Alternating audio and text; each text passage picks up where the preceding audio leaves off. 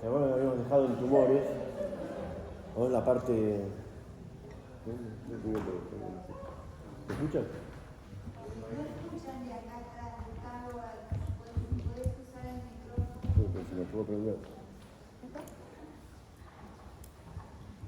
Me parece que estuviera conectado. Bueno, no importa. O sea, no está prendido. No está prendido. ¿Qué se acerca?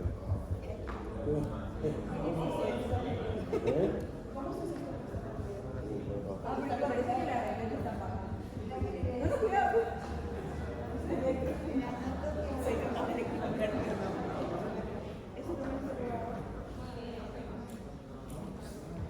Oigan, dejen de dañarlo de los padres. Pero eso responsabiliza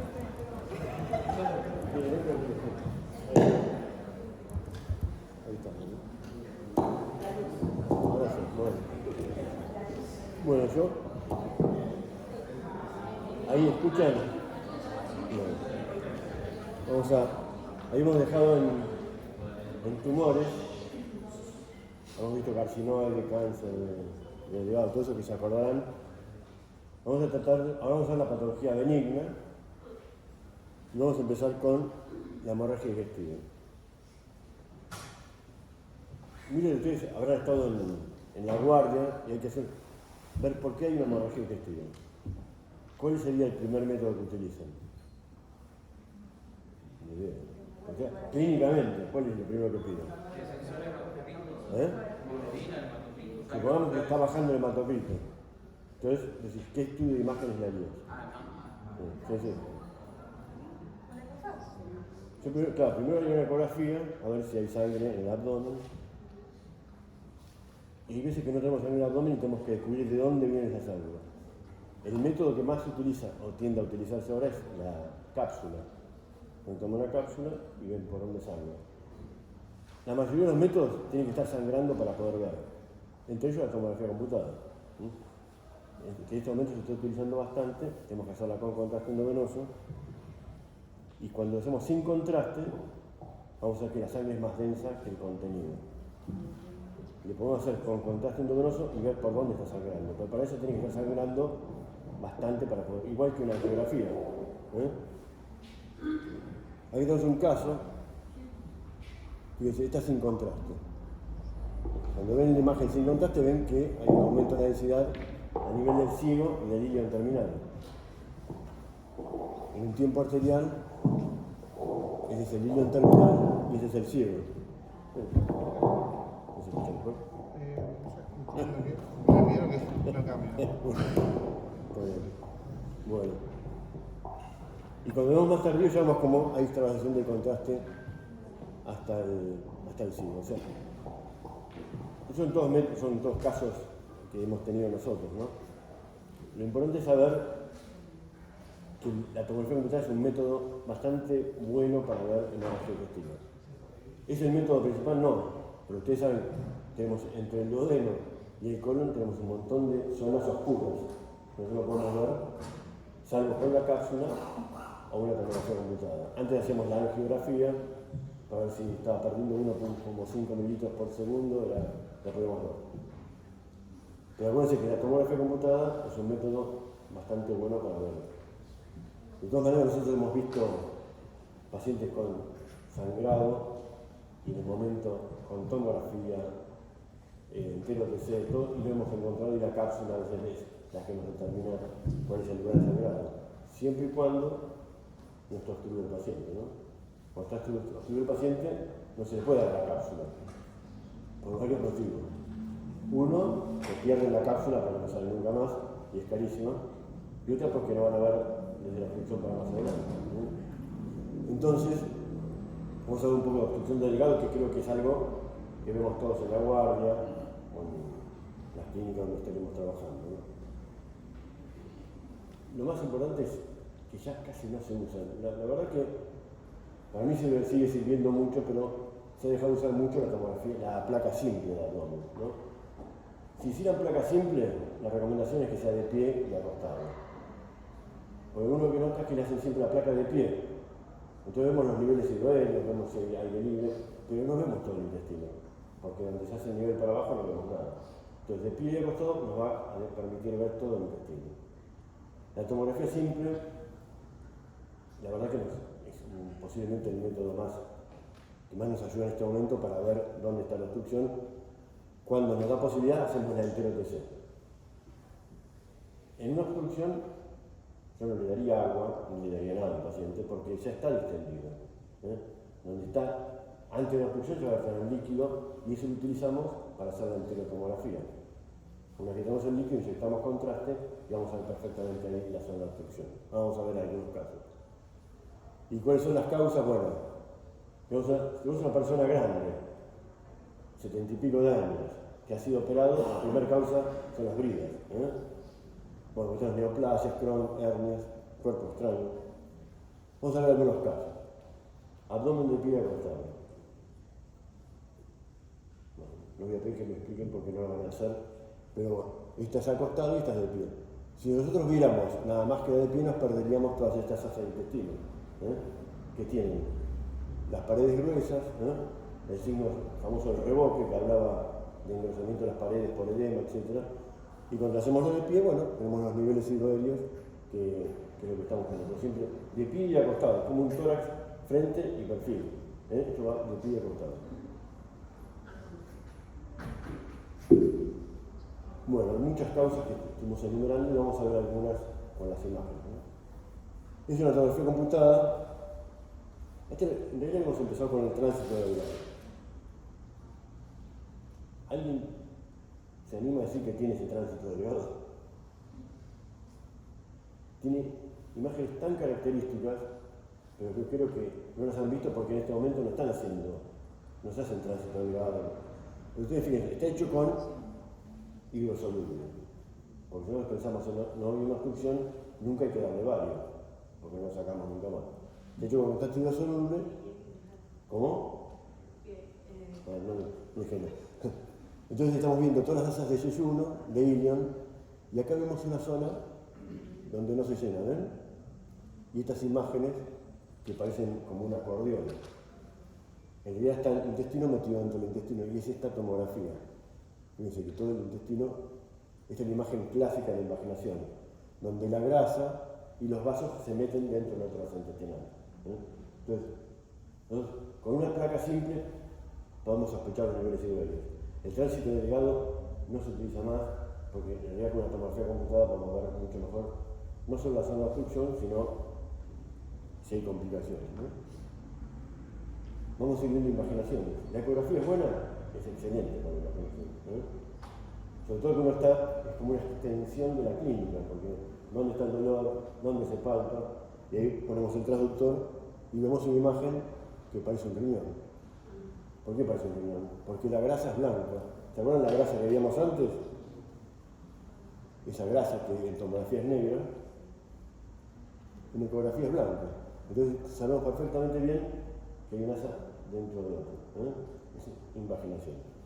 En la tomografía de este paciente vemos de nuevo la grasa con el intestino dentro del otro. Hay alteración de la grasa, etc.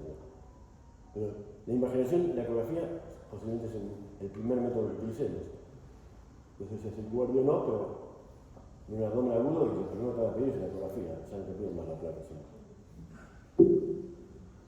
Entonces, dentro de las causas de invaginación en los adultos, generalmente son los tumores, ¿no? Tenemos un pólipo que actúa como cabeza de invaginación.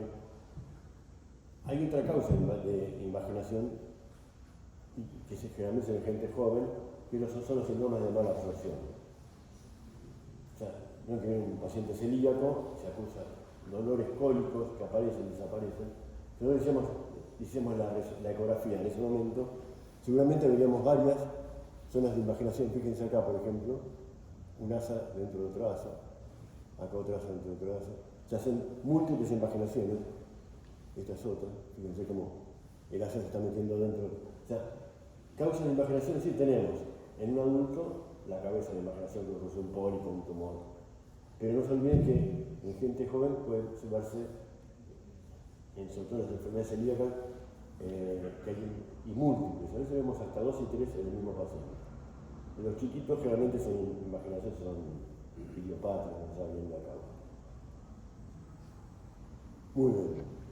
Obstrucción por oblicuos. Porque ahí tenemos varias cosas para hacer. Primero la clínica. Lo importante es que uno las imágenes no describa fotos. Haga un poco la clínica que tiene que ver. Entonces, la clínica nos habla de un paciente de 75 años que tiene obstrucción intestinal, dilatación de con niveles hidroaéreos, como vemos acá, y una obstrucción que tenemos que ir a buscar, ¿no? Con todos los datos que tenemos, lo primero que tenemos que hacer son las bridas. No vamos a buscar un Crohn, una persona de 75 años, y sin las bridas, posiblemente. ¿Antecedentes quirúrgicos? Sí. ¿Ya? Estamos con antecedentes quirúrgicos, graves, etc., pensamos en bridas. Acá tenemos todos los niveles hidroaéreos y acá vemos ya cómo se abruptamente disminuye el calibre. Esta no es la imagen más característica de bridas, pero la que viene sí. Tenemos. Pero las bridas, si vos tenés un tumor que produce una obstrucción, va a tener engrosamiento de las paredes. Si tenemos Crohn que produce obstrucción, va a tener engrosamiento de las paredes. O sea, para todas esas lesiones generalmente producen engrosamiento de las paredes. En cambio, las bridas no. De golpe tiene obstrucción y la vemos como en este caso. Todo el intestino delgado dilatado y se obstruye en forma abrupta. ¿Qué otros signos tenemos para pensar que está obstruido ahí? Estos son los vasos rectos, ¿se acuerdan? Que es el signo de la peineta, que habla que hay un proceso inflamatorio. Y lo que más nos interesa es que no hay en ningún momento un engrosamiento de las paredes. Sí estamos viendo algo raro, ¿qué es esto?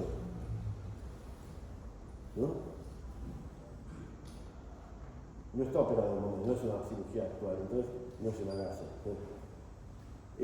Cuando hay una obstrucción intestinal, el intestino sigue produciendo moco, restos intestinales, entonces eso se junta justo antes de la obstrucción.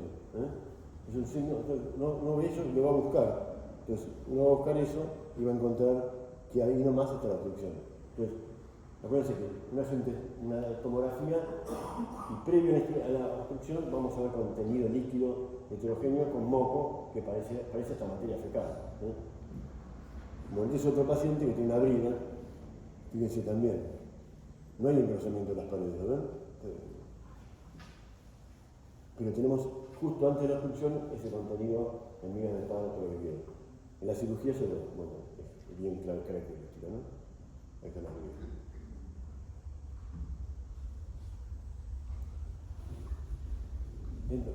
Hay causas más difíciles, pero nos pasó, tuvimos 3 en 2 meses en el hospital, entonces son difíciles, pero no tanto. Uno es el hilio biliar, o sea, obstrucción por el hilio biliar. Tenemos características que son inevitables en el hilio biliar, se la pueden discutir al cirujano, que ve un cirujano diciendo que viene un paciente con hilio biliar con la vesícula normal o aumentada de tamaño. En el hilio biliar la vesícula tiene que ser chiquita y tiene que tener aire adentro, si no, no es un hilio biliar. Tenemos que ver, es una tríada que tenemos: vesícula, disminuir de calibre, tenemos un cálculo, el cálculo y la dilatación del intestino. Con esas 3 imágenes tenemos un hilio biliar. Esas son todas en el hospital o de Franchín. Fíjense, como acá tenemos la vesícula francamente disminuida de tamaño con aerobilio. Si hay una fístula, tiene que entrar aire para no fistuliza.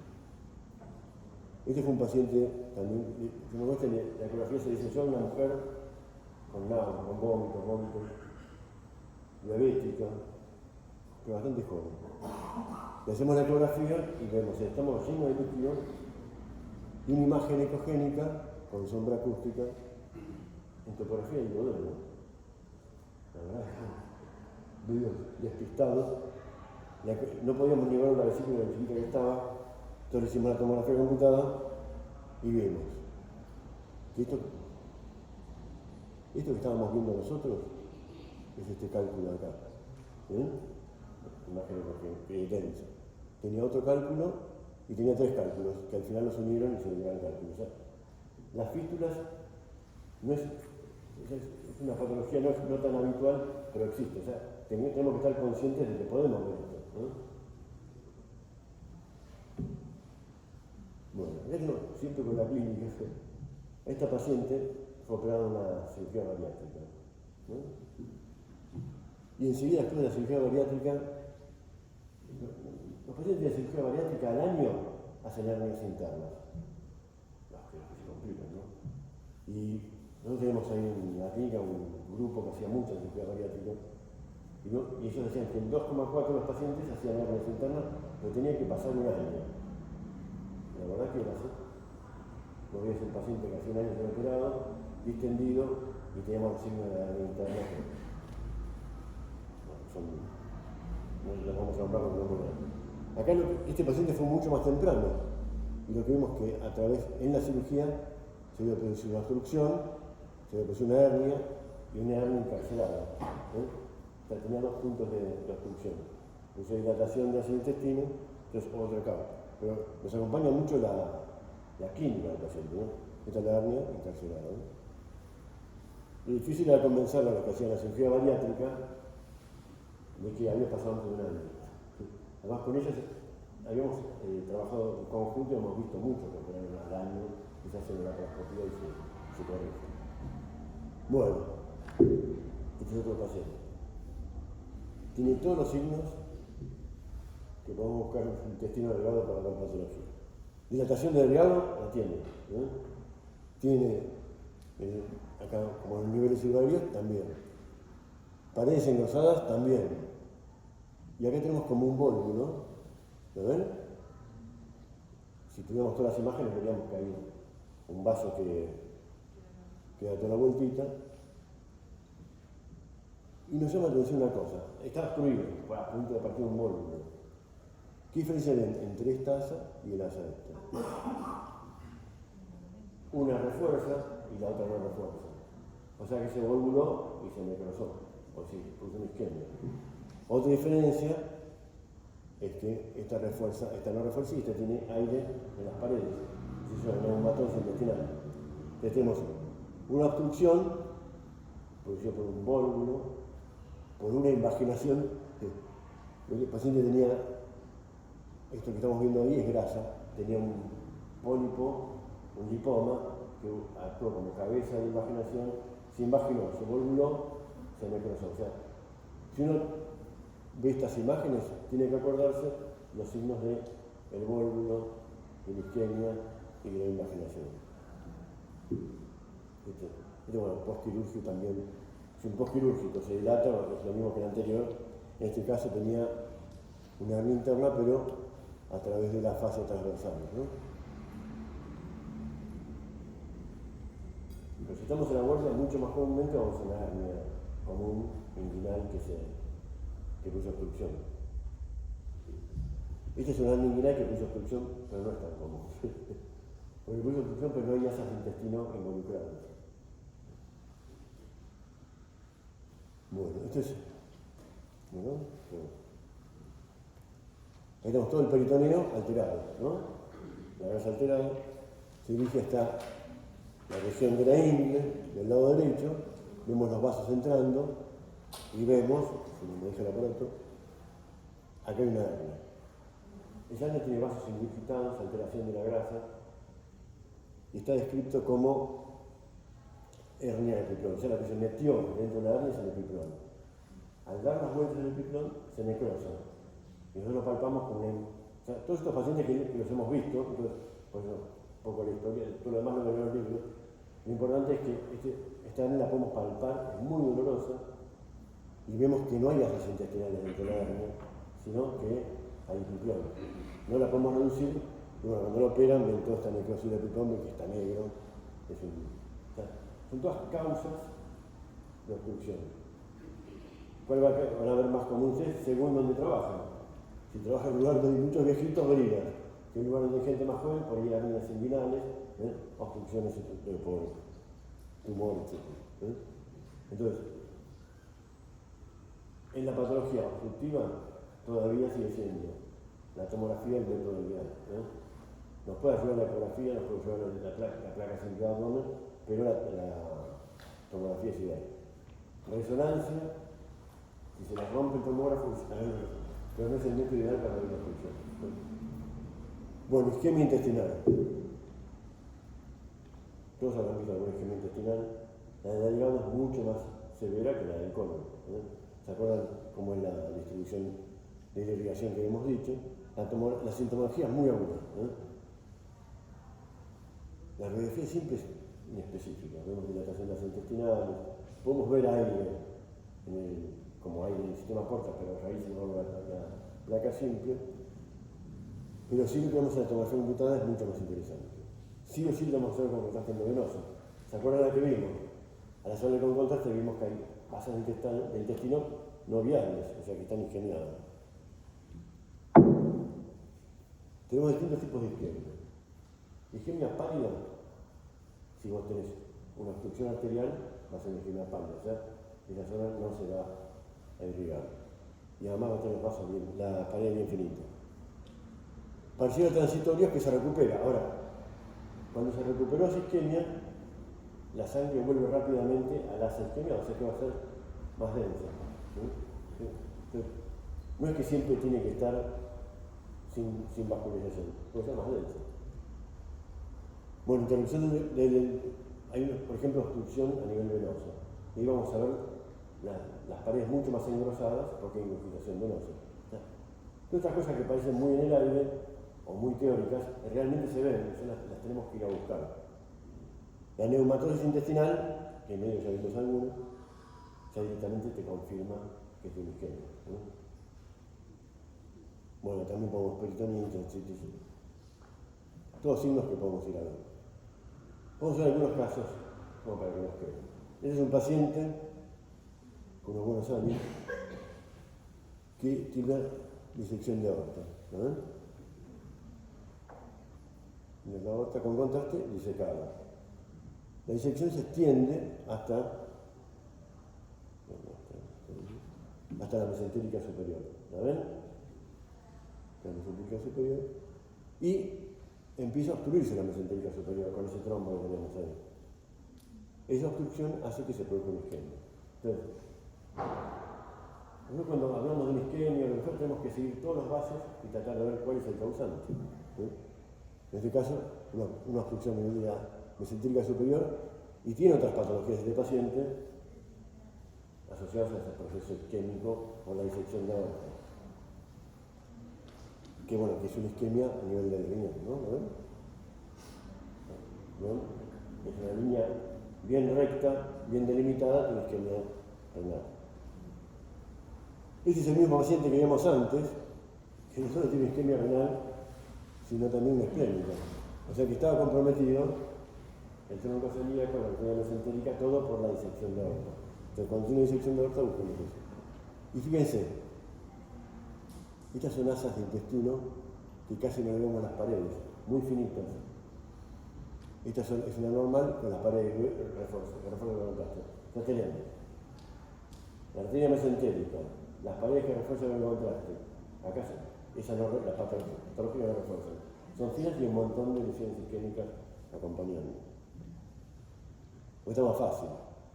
Es otro paciente, pero muy parecido al otro. La resonancia nos puede ayudar, pero realmente a veces lo agarramos casualmente la resonancia renal. Eso que estamos viendo con contraste son las que no refuerzan con contraste en una angioresonancia en la parte venosa. Esto lo vimos. Lo único que vamos a repetir es, esta sería una isquemia pálida por obstrucción venosa, con revascularización. Es pálido, ¿no? Porque vemos que la zona afectada no refuerza. Otro de los signos que vamos a hablar de la neumatosis, tenemos neumatosis, y las paredes son mucho más finas que las paredes del intestino viable, digamos. Bueno, ¿sí? Esto ya es mucho más de una persona mucho más grande, ¿no? Si la ven, tiene artrosis de todos los colores.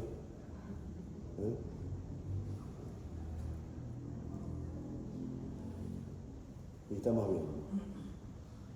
¿Esto qué les parece? Neumatosis intestinal. Neumatosis intestinal, sinónimo de isquemia. Hace muchos años, si nosotros veíamos neumatosis, decíamos que el paciente sí o sí se iba a morir. Eso sea que en un Ateneo, no me acuerdo que no era el CENIC, que hicieron bolsa, hablaba, mostramos su espacio, y tenía neumatosis y ahí en el sistema porta decía premortem. Y el CENIC me dijo, no tenemos ya varios casos que sobreviven. El tema es con los métodos nuevos. Antes cuando veías ahí en el sistema porta con un tomógrafo viejo, era ya muy avanzado. Actualmente, un poquito ahí lo vemos enseguida con los tomógrafos nuevos. Entonces, hay veces que sobreviven, muy pocos. Pero... Esto teníamos neumatosis, fíjense que las asas normales no. Refuerzan con el contraste, estas no refuerzan con el contraste. Y esto, aunque les parezca mentira, es aire en las venas mesentéricas. O sea, nosotros podemos ver la neumatosis, sino que a veces vemos el aire en las venas, que cómo se drena. Con la vena mesentérica superior, ¿no? Bueno, el último que ya es una exageración, vemos neumatosis intestinal, dilatación nasal delgada con niveles urinarios, y esto es el aire del sistema porta. ¿Y por qué no es aerobilia? Porque llega a la periferia, porque la aerobilia es central. Nosotros siempre vemos que está el código con aire y el sistema porta no. Además se bifurca en forma... se bifurca siempre en dos, que no es lo mismo que hace la aerobilia. Bueno, hay otras patologías. El delgado es larguísimo. Vamos a ver parte del delgado y parte del colon. Otras patologías. Mala absorción, enfermedades infecciosas, divertículos, con pasos colocentéricos, clorodermia. Vamos a ver algunas de ellas que son las más características. Bueno, ahí ya dice lo que tiene. Eso para que lo junten. Ahí dice lo que tiene. Pero es un paciente que tenía pérdida de peso, fiebre de noche, intolerancia a los alimentos, diarrea, todas las cosas que digo por el tipo. Bueno, y le hacemos esta tomografía. Nos llama mucho la atención, además que tiene ascitis, tiene líquido interasas, todas estas cosas. ¿Los ven ahí? Esos son ganglios retroperitoneales con necrosis central. Si uno, que es casium es queso. Entonces, cuando uno tiene un paciente con patología intestinal y podemos corroborar que hay ganglios necrosados, piensen decididamente en tuberculosis, como los del cuello. Normalmente los linfomas no necrosan, y mucho menos cuando empiezan, salvo que sean gigantes. Pero los ganglios de la tuberculosis necrosan porque tienen calcio adentro, ¿no? Entonces vemos todos estos ganglios necrosados, entonces ya sospechamos que tiene tuberculosis. Con la quimio, etc., era una tuberculosis. Pero esto está peor. Esta es otra tuberculosis. ¿Sí? Es increíble la cantidad de tuberculosis que hay, la cantidad de tuberculosis intestinal que hay. Yo cuando estudiaba hace un tiempo, hace muchos años, la tuberculosis intestinal no se mostraba como una cosa común. Y acá, entre el Franchín, el hospital de Pacheco, estamos viendo mucha tuberculosis, no sé si otros lugares lo están viendo, y tuberculosis intestinal. Yo siempre cuento a ellas que son ecuatorianas, pero es una pelea con ecuatoriana, porque hablo del año 80 y pico, donde acá no había tuberculosis intestinal, la verdad que no había. Y justo habíamos encontrado una que tenía una tuberculosis intestinal y decían que los ecuatorianos no elaboraban la leche, no la pasteurizaban. Y por eso que todavía tenían tuberculosis intestinal. Bueno, pues yo hablaba por lo que había leído, no por lo que veía. Pero bueno, realmente acá se pasteuriza la leche, pero seguimos con... Hay mucha más tuberculosis intestinal de la que pensábamos. Imagínense por... Sí. Si le hacemos un diferencial con el linfoma de los ganglios que están en la vena mesentérica, ¿en teoría esos ganglios afectarían a los vasos o no los comprimirían o no? Claro, la tuberculosis puede comprimir mucho más que el linfoma. De hecho, no lo traje acá porque ya sería demasiado. Tuvimos un caso de una dilatación de la vía biliar producido por esto. Tenemos una dilatación de la vía biliar con un tomógrafo muy viejo. Entonces, digamos, imagen hipodensa cercana a la cabeza del páncreas. La vía biliar dilatada, ¿qué puede ser? Cáncer de cabeza de páncreas. No, cáncer. Con contraste con las imágenes hipodensas en el hígado, terminó siéndose un ganglio tuberculoso que obstruía la vía biliar. Entonces, difícilmente te pasa con el linfoma. Hay algunos linfomas que sí, pero el linfoma obstruye mucho menos que el tuberculoso. Luego tenemos este paciente que tiene una tuberculosis intestinal que afecta muchísimo al hígado terminal, que hace la imagen de la cuerda, donde se continúa el hígado terminal con el cielo, que es esto que estamos viendo acá. Este es el hígado terminal, este es el ciego, las paredes engrosadas, ascitis, y tuvimos la suerte que el paciente nos regaló un ganglio con necrosis central. Además, esa necrosis central tenía como implantes peritoneales. Cuando se implantes peritoneales, ¿en qué pensás? Cáncer de ovario, páncreas, de colon.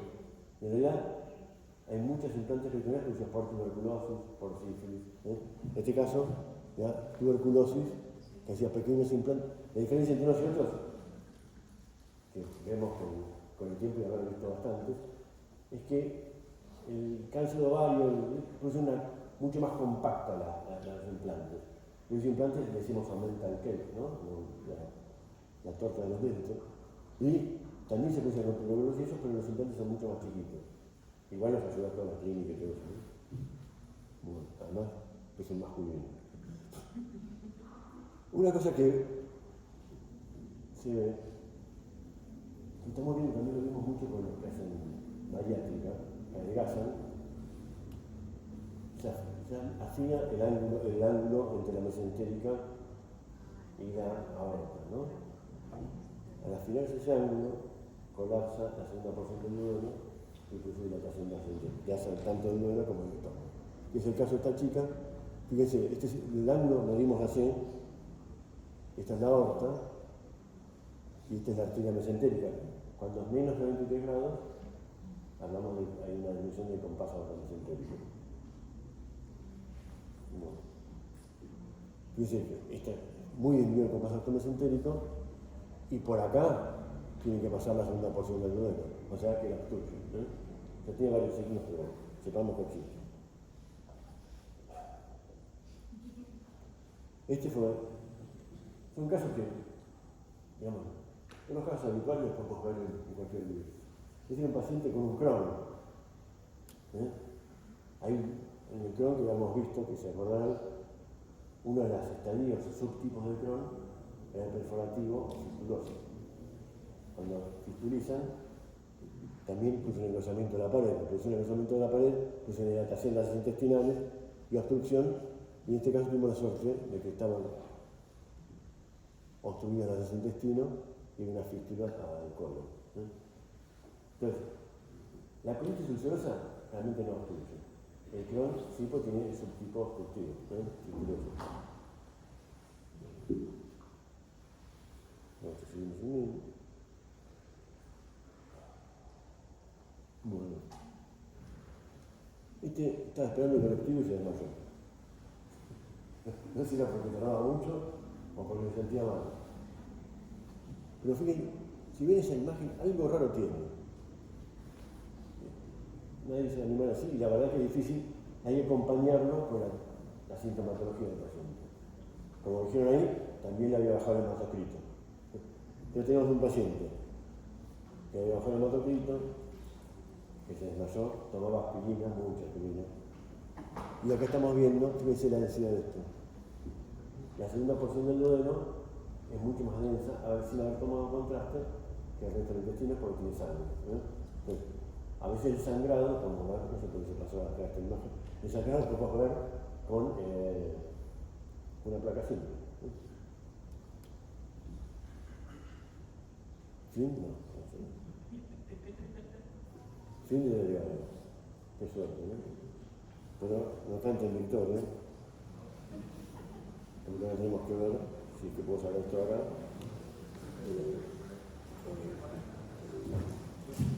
Corran.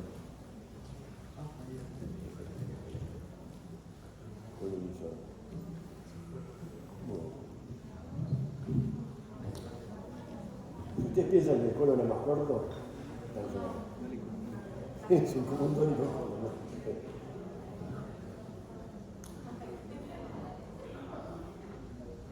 Ustedes piensen que antes de la endoscopía, el colon por enema nuestro, era la única verdad.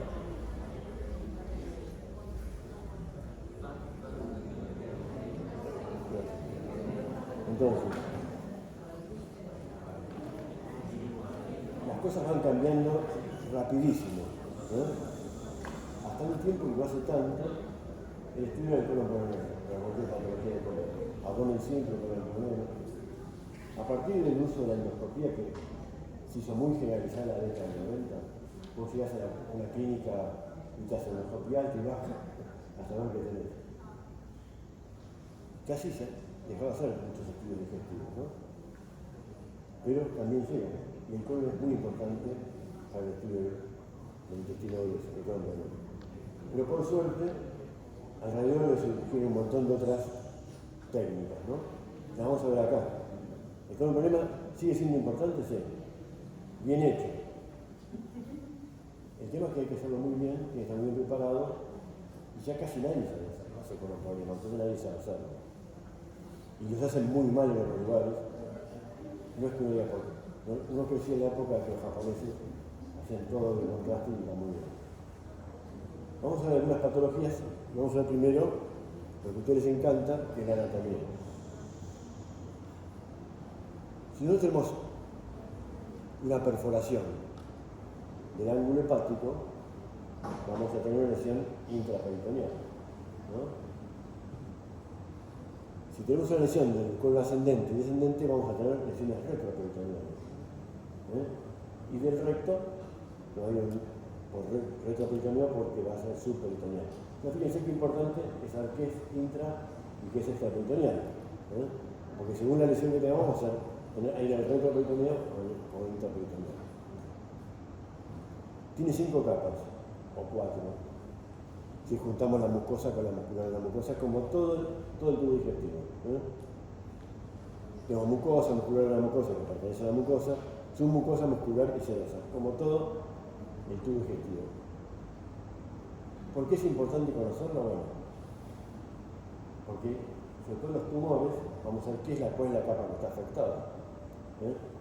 Seguramente creo que hay una clase que va a dar de tumores de recto, que voy a ver un poquito, pero después hacerse más ruido algo del tumor de recto, donde habla lo importante de conocer las capas del colon.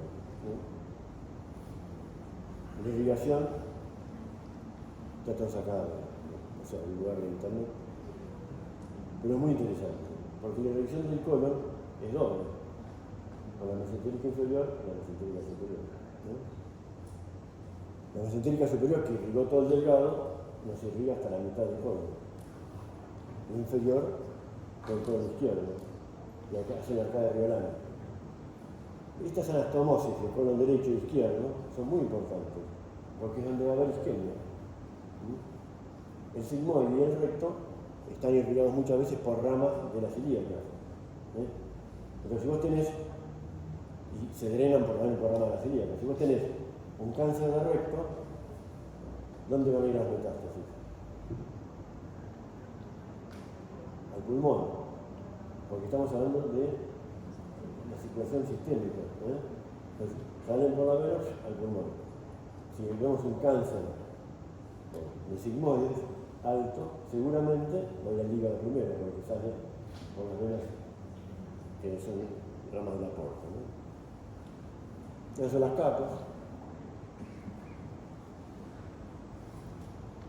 Y los métodos de estudio.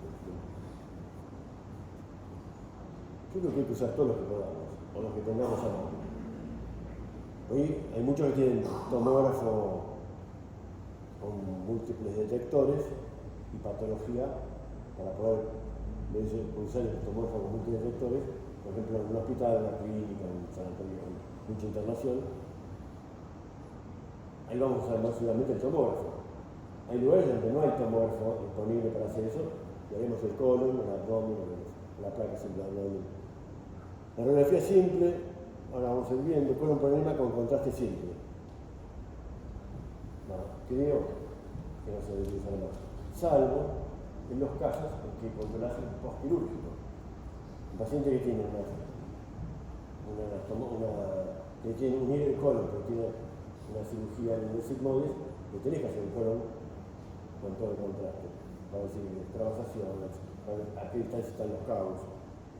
El doble contraste, no sé dónde trabajan ustedes. Vamos a hablar de eso. Llega un paciente a la clínica del sol. Entonces dicen, bueno, venga la semana que viene y le hacemos la colonoscopia. Hay unos pacientes en el hospital de Pacheco, vengan 4 meses que le hacemos la colonoscopia. Entonces, entre ese tiempo, se puede hacer todo el problema y avanzar muchísimo siempre con tratamiento. Bueno, hidrosolubles cuando está operado. Tomografía computada, tenemos la simple, y tenemos 2 métodos muy lindos de tomografía computada que han ganado mucho espacio. Uno es el hidrocolon y el otro es la colonoscopia virtual. ¿Quién escuchó hablar de hidrocolon acá? ¿Por qué? El hidrocolon, supongamos que tenemos un paciente anioso y que tenemos que ver qué hay en el colon y tiene mucha materia fecal. No lo podemos preparar. Entonces tenemos que hacerle un estudio donde pueda obviarse la preparación. La colonoscopia no, porque preparar el colon virtual tampoco, hacemos un hidrocolon. Esto lo vienen hace mucho tiempo en un congreso que vino un francés a hablar de eso y quedé alucinado con el hidrocolon, porque cuando uno trata con gente grande es la solución. ¿Por qué? Porque en el hidrocolon lo haces como un enema de agua, cuando le pones contraste, el tumor refuerza y la materia fecal no. Entonces puedes distinguir entre tumor y materia fecal. Ahora vamos a ver unos ejemplos. Bueno, la ultrasonografía es muy localizada en los casos de una zona, pero es muy importante cuando es intrarrectal, a 360 grados. ¿Por qué? Porque vamos a ver etapas muy primarias, muy incipientes del recalce de recto, donde todavía no sirve la resonância. Y sí sirve la eco transrectal. La resonancia prácticamente no se usa, el PET se usa y la colonoscopia es lo que más se utiliza, la colonoscopia real. Por favor. Si nosotros, lo que uno quisiera de los radiólogos, que fuera el radiólogo el que elige el estudio que se le va a hacer al paciente. Viene el cirujano y dice, tomografía doble contraste. Y a lo mejor no está el paciente para hacer tomografía, entonces uno es el que tiene que elegir qué estudio se puede hacer. Cuando trabajas en lugares con internación, eso lo puedo hacer. Cuando trabajas en constitución externo es más difícil. Bueno. Entonces, supongamos viene un paciente con una patología aguda. ¿Le hacemos un colon por menos? Una colonoscopia tampoco. ¿Por qué? Porque la podemos perforar. Entonces, ¿qué le haría a ese paciente? Una tomografía. Tenemos un paciente con una patología ya conocida, tiene un tumor y quieres ver cuánto, ¿qué decir? Con enema, una tomografía, con un virtual, o sea, un montón de estudios y la tomografía para ver si hay metástasis. Y el screening, cumplió 50 años, pobre persona, y empieza con la colonoscopia. ¿Qué es eso?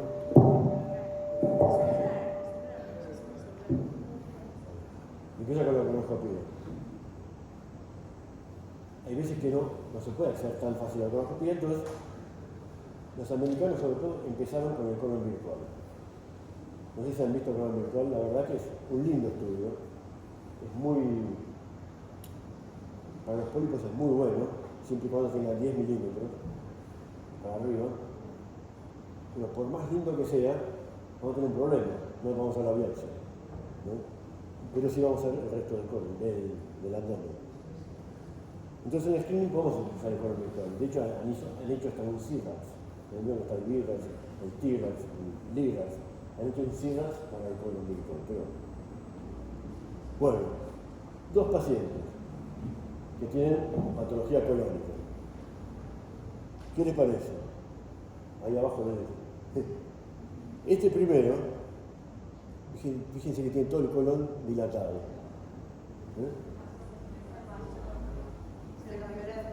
¿Cómo? Se cambió de dispositivo. Ahí se destapó. Bueno, tiene todo el colon dilatado, ¿no? Y hay una zona del colon que no tiene aire. ¿Qué es esto? Increíblemente, este diagnóstico lo hizo una residente hace muchos años, estaba de guardia, le hacen la placa y dice, largó, cáncer de colon. ¿Estás seguro? Hicimos una tomografía y tiene cáncer de colon justo a nivel de la región del recto. Y hacía toda esa dilatación, o sea, tenía razón. Ella, ¿qué se fijó? Que el colon estaba muy dilatado y que una zona que no tenía aire. Es medio arriesgado si cáncer de colon, seguramente vio toda la sintomatología que tenía el paciente. Este de al lado, esta de al lado, ¿qué se les ocurre? Esto es muy lindo. ¿Esto sabes lo que le dicen? Odio este tipo. No sé dónde estoy.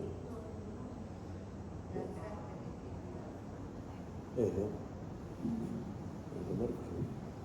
¿Ven esta imagen de aire? Ahí la de arriba, ¿ven? Es como una cúpula de aire. Esa es la imagen de la cúpula o de pelota de rugby. O sea, ¿lo podríamos ver en una perforación de delgado? No. Porque para tener eso tenés que tener mucho aire. Y mucho aire tenemos en el colon o en el estómago. Tenemos además todo el colon, con las austras y todo, y llama la atención que se ve muy bien. Tanto, todas las paredes se ven muy bien. O sea, esa es una perforación intestinal del cielo en este caso, que tiene aire por afuera y por dentro del colon, porque se puso un hilio, es el signo de la interfase. O sea, si nosotros vemos esto, las paredes del colon también, es porque algo está ahí fuera, hay aire por afuera. Entonces, con esta placa nosotros pudimos decir que tenía una perforación colónica, con la cantidad de aire, y una obstrucción o un hilio producido por la perforación. Esta mujer la había operado de una cesárea. Y no sé cómo se le fue a inscribir, no consigo. El cirujano estaba con lo que sí. Bueno, con un problema del contraste. Es una imagen panorámica, vemos que tenemos, en realidad hacemos varias placas para ver el doble contraste en todas las regiones. ¿No? El colon tiene paredes lisas, bien delimitadas, tenemos que ver la parada anterior y posterior. Eso es normal. Eso es lo que tenemos que ver con el problema, bien hecho.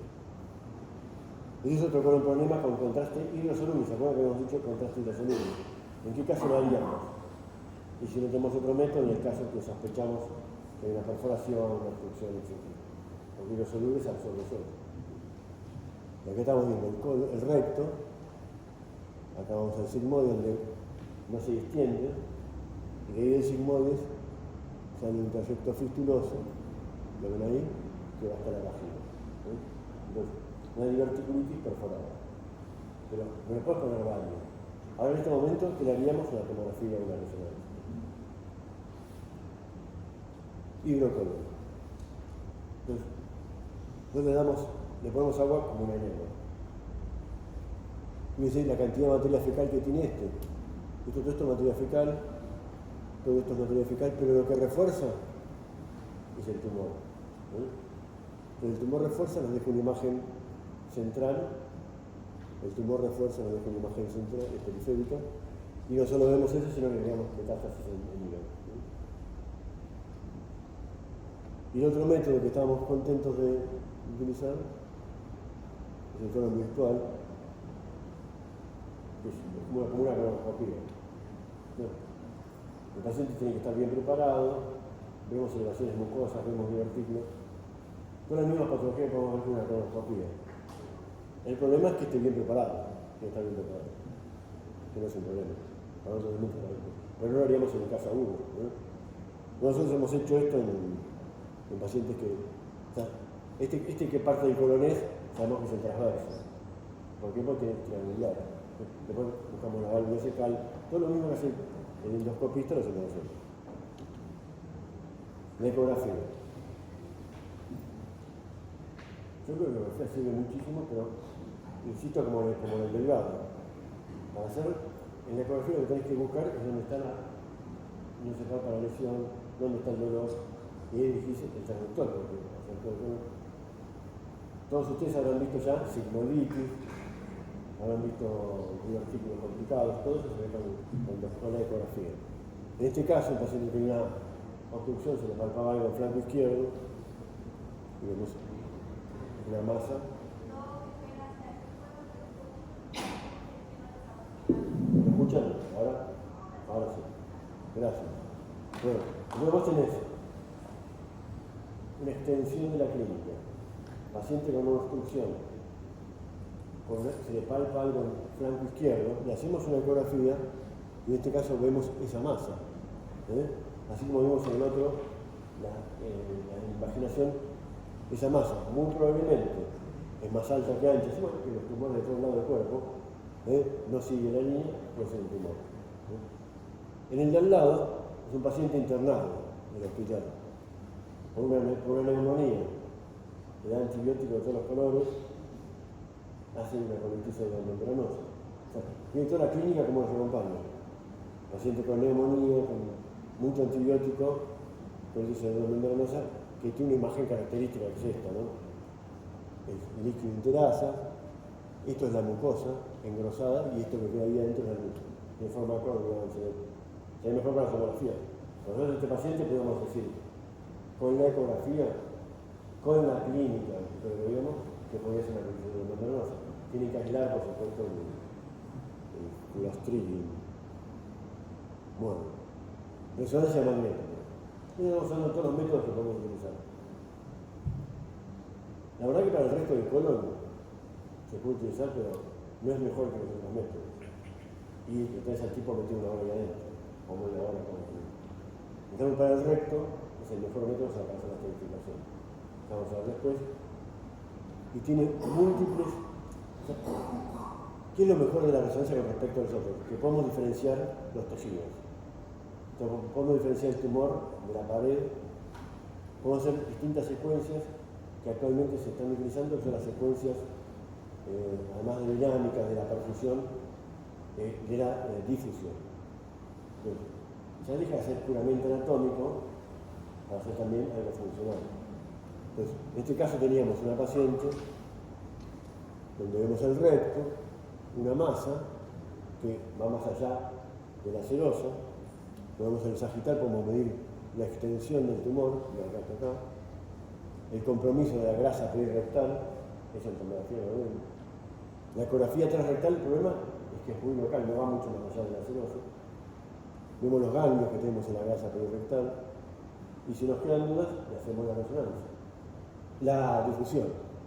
En la difusión vemos que tiene una gran restricción, como te voy a enseñar en el mapa de C.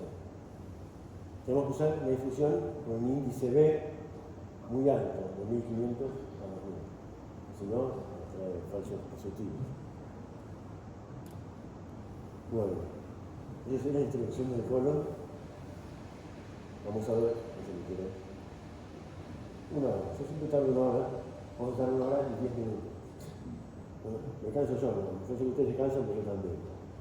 Vamos a ver algunas enfermedades del colon que las podemos dividir en benignas y en malignas, como todo. Las benignas tenemos las dos más comunes, la enfermedad diverticular y la apendicitis. La apendicitis parte del colon. Tenemos enfermedades inflamatorias vasculares, pólipos, obstrucción, endometriosis, ya es más raro esto. La obstrucción es común, ya vimos. Y entre la maligna, carcinoma colorectal, linfoma, carcinoma y metástasis. Eso es lo predominante, ¿no? Apendicitis y diverticulitis se van. Se espera otra clase. Bueno, apendicitis. Si ustedes tenían un ateneo con médicos cirujanos más grandes que yo, o como yo, venía la discusión que si es necesario las imágenes o no son las imágenes, que sean las imágenes para ver una apendicitis. El tipo más grande es así, los blancos, el dolor, la clínica, ya está. El más joven puede decir, ¿por qué no vamos a usar la ecografía que nos va a facilitar la posibilidad de hacer el diagnóstico? Nos va a decir qué tipo de apendicitis tenemos y si tiene complicaciones como líquido libre, aire libre. Cuando nos falla la ecografía, vamos a la tomografía, que nos da más datos todavía, pero que irradiamos. Entonces, ¿cuáles son los signos claves? El apéndice de más de 6 milímetros, 7 milímetros para arriba, ya está gordo, es inflamatorio. Líquido libre, no compresible la ecografía. Todos hacen ecografía y es lindísimo. Cuando ves el apéndice, lo apretás, todas las asas de intestino se apretan, pero el apéndice no, es el apendicitis. Si eso le sumás que tiene un poquito de líquido libre, ya está casi comprando. Pero tenemos que convencerlo al cirujano. Tenemos alteración de la grasa perisecal. ¿Cómo la vemos? Como un aumento de la transformación de la grasa. La grasa heterogénea. Hay veces, después vamos a ver, que vos ves el apéndice pegado al ciego y no está tan dilatado. Pero vas recorriendo y en la punta mide como 10 milímetros. Y tiene líquido de grasa. Hay que seguirle el apéndice para ver el camino. Bueno, metés con tomografía, ya eliminamos la eco, con la tomografía vamos a dar un realce que no es normal y no es igual al resto del intestino, y lo que nos va a superar la opinión del cirujano es que nos vamos a ver si hay un plastrón, si hay un absceso, si está perforado, si tiene líquido, etc. Todo eso vamos a ver cuando el cirujano puede se tenía que arreglar con las manos. Entonces, ¿sirven las imágenes? Y yo creo que sirven mucho, aunque sea para el diagnóstico de apendicitis. Aclaran y mejoran. La verdad que nosotros hemos tenido a veces algunos problemas por no haber hecho. O sea, paciente que tiene un mucosoma apendicular, un apéndice palpable, doloroso, y cuando hacemos la tomografía nos damos cuenta que es un mucosoma, que no es un apéndice. Hacemos un Crohn que afecta. Entonces, hay muchas cosas que o tienen una suerte de apendicitis y en realidad tienen un quiste hemorrágico. Entonces, hay muchas cosas que las imágenes no sirven. Esta es una imagen característica que todos habrán visto. Pues el apéndice, además vemos los apendicolitos. Se ven muchos los apendicolitos. No le damos bola porque no. Esto mide mucho más que 6 milímetros. Acá tenemos otro. Fíjense la grasa bien hipogénica. Alteración de la grasa, rodeando el apéndice hay edema, hipoecogénico, el apendicolito y las paredes gruesas. O sea, por eco, hay veces se complica porque tiene retrocecal.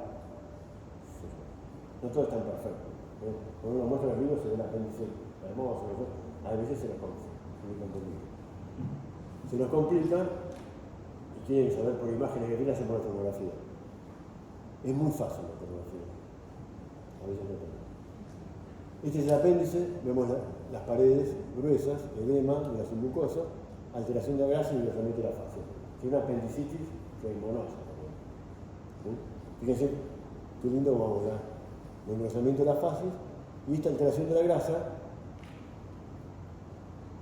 que hubiera sido la grasa ecogénica que veíamos en la ecografía.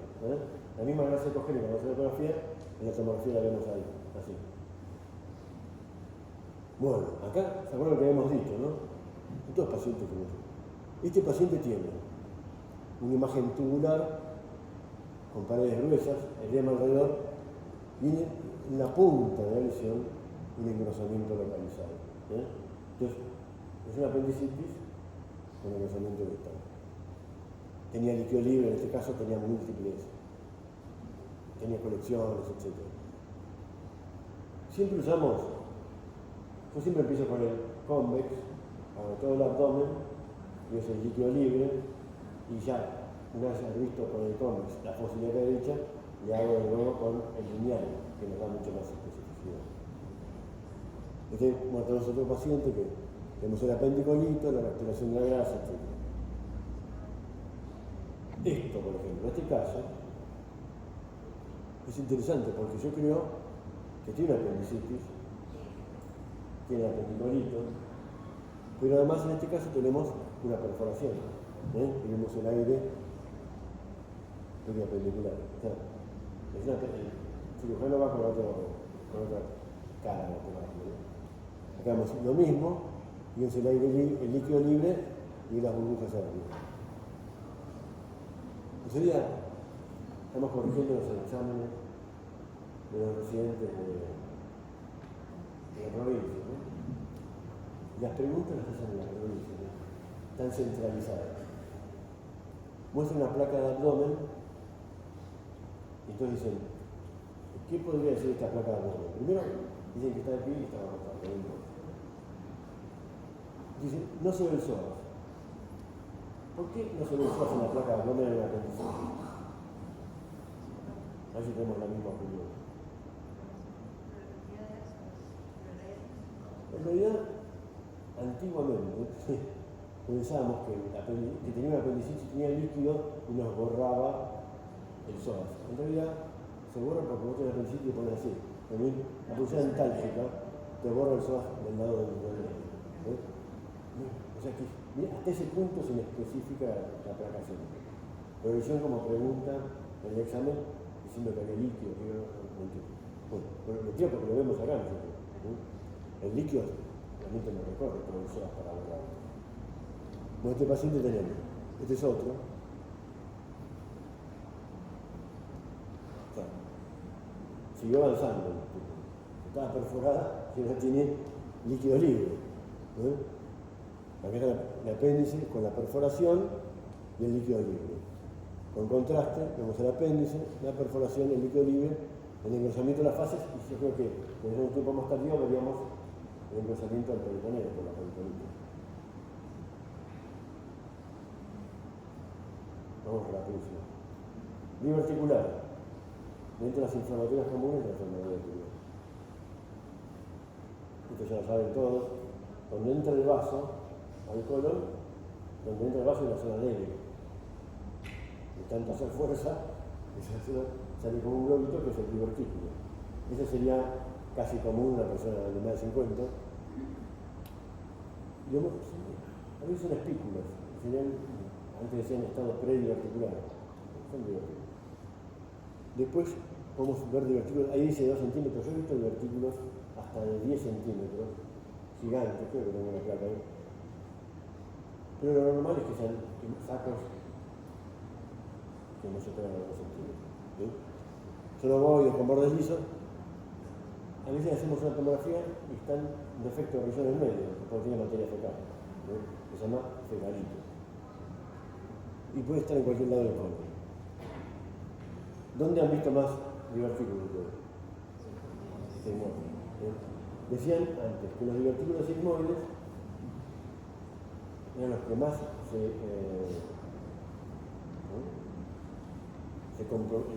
ponían una obstrucción, se complicaban, y los del colon derecho, que eran más grandes, sangraban. La verdad que es bastante común eso, y se sigue bastante, pero hemos visto también diverticulitis del colon derecho. O sea, nada es el 100%.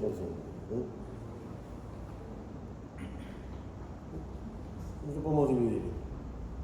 Divertículos aislados. Paciente con 5 o 6 divertículos que tiene una característica, no altera el músculo liso del colon. En las capas, ¿se acuerdan que tenemos un músculo liso longitudinal?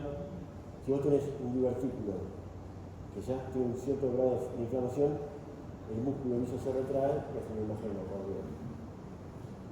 Cuando el músculo liso se retrae y hace una imagen de acordeón, ya hablamos de diverticulosis. Divertículos aislados, divertículos sin alterar la pared. Diverticulosis, y cuando ya estamos en un proceso con alteración de la grasa, con divertículos especulados y un proceso inflamatorio real, hablamos de diverticulitis. Bueno, ya más o menos hablamos.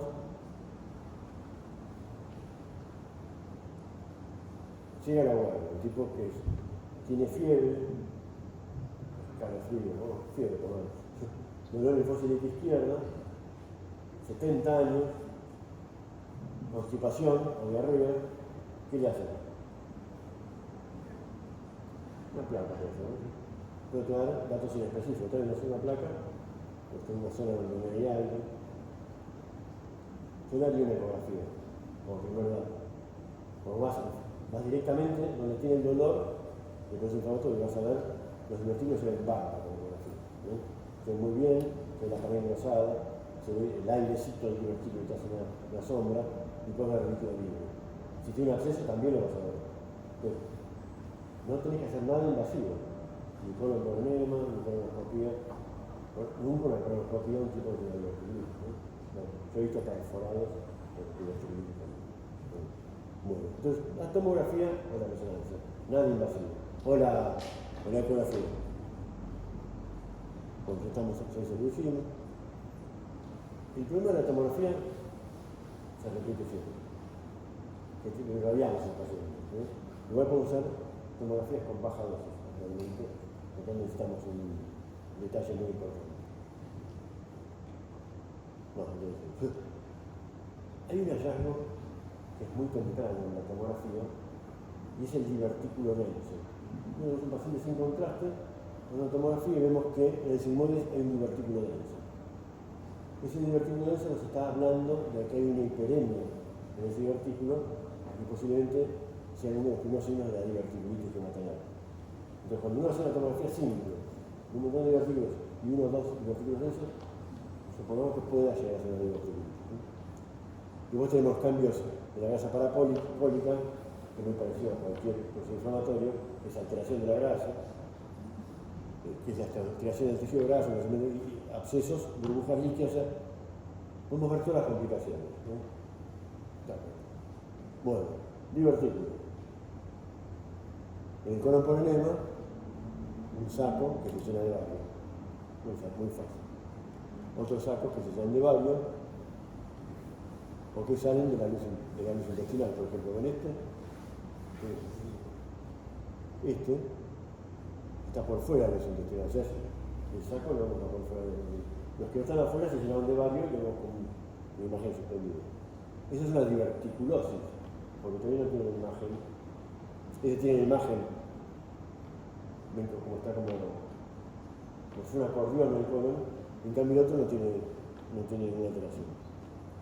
A ver esto. ¿Sí? Es la imagen acordeón. Es una diverticulosis colónica, donde vemos todos los divertículos que se rellenan, algunos salen de la pared, hay un estrechamiento del músculo visor, se forma como un acordeón. O sea, se tiene la diverticulosis colónica. Si miramos signos infecciosos, tiene diverticulitis. Esto es lo que vamos a hacer. ¿Qué les parece? Esto es lo que no hay que hacer. Como decía antes, un colon por enema en un paciente que tiene una estenosis, que fíjense, esta estenosis, a diferencia de lo que vamos a ver en el cáncer del colon, termina en una punta, es asimétrica. ¿Por qué? Porque tiene abscesos, un absceso acá y un absceso acá. Esas imágenes puntiformes en espícula, una enfermedad diverticular aguda que tendría que haberse estudiado con el Rometto, pero esto no aparece el año que se hizo, eso hace mucho tiempo. Hicimos la fístula, ya la conocemos. Este me trajo problema. Todo esto que vemos acá, mientras como hay un aire que se llena de barrio, es un divertículo gigante, más de 10 centímetros. Entonces la opción era una perforación donde encontraste ese tejido o un divertículo gigante. No tenía ni símbolo, el tipo se hizo de un control de la diverticulosis. Y acá vamos a la verdad. La tomografía o la ecografía. ¿Qué estamos viendo acá? Fíjense. Engrosamiento de las paredes. Esta es la alteración de la grasa que habíamos dicho. Y esto, el divertículo enterométrico. Posiblemente termine en una diverticulitis. También estamos viendo el líquido libre. O sea, de los signos que dijimos, el divertículo hiperdenso, la alteración de la grasa, el engrosamiento de las paredes, acá estamos viendo casi todo. Ni siquiera tuvimos que dar contraste oral. Pensaría muy hecho perder el tiempo si el paciente es realmente agudo. Acá, otro. Con chile. Dice todo el colon, cortes coronales, alteración de la grasa y engrosamiento de las paredes. ¿Podría ser el cáncer del colon? Entonces ahí tenemos que empezar a buscar los divertículos, a buscar si el tumor impronta en la parte sana y hacer el diagnóstico diferencial. Por suerte, los pacientes tienen química. Sí. Este paciente con estos divertículos solamente tenía un lugar mucho más fuerte que una infección por cáncer de colon. Tendría también blancos altos, etc. Y este que la tomografía, procesos súper agudos, vamos a hacer y no hay problema. Cáncer de colon, diverticulitis. Fíjense, todos los divertículos que tenemos, pero tenemos algo más. No. ¿Qué niveles hay? No hagan trampa, no lean el video. ¿Qué nivel? Está perforada. Miren qué lindo se ve la perforación acá. La perforación acá. Pero después vamos a ver que está la clasificación Kirchner, este es casi el Kirchner. Entonces tenemos el reconocimiento de las paredes, imágenes diverticulares, divertículos, en este caso perforados, la alteración de la grasa con líquido libre. Hay veces, la tomografía nos permite ver una cosa panorámica. Acá le hicimos con contraste oral, digamos todos los divertículos, la estenosis, la grasa alterada y una cosa que parece un divertículo perforado y bloqueado. Está bloqueado por la grasa que tenemos acá. Sí. Una pregunta. Sí. El hecho de que un divertículo se forme en el borde antimesenterio o en el mesenterio y que se reviente, lo puede contener, no sé, si está dentro del mesenterio o si está en el borde. A veces la reacción que hace lo contiene. No tiene que hacer una reacción como hemoplásica, ¿no? El divertículo roto. Cuando se rompe el divertículo, lo más probable es que haga un hemoperitoneo. Pero en estos casos, que antes se hubieran pasado de largo. Pero con la tomografía no, porque vos ves un poquito de aire y ya lo ves. Se bloquea con el borde mesentérico, está en el mesenterio que lo rodea y que a veces se evita, que pasa mucho con eso, pero lo más probable es que con eso después se accede, etc. ¿no? O sea, se hace un...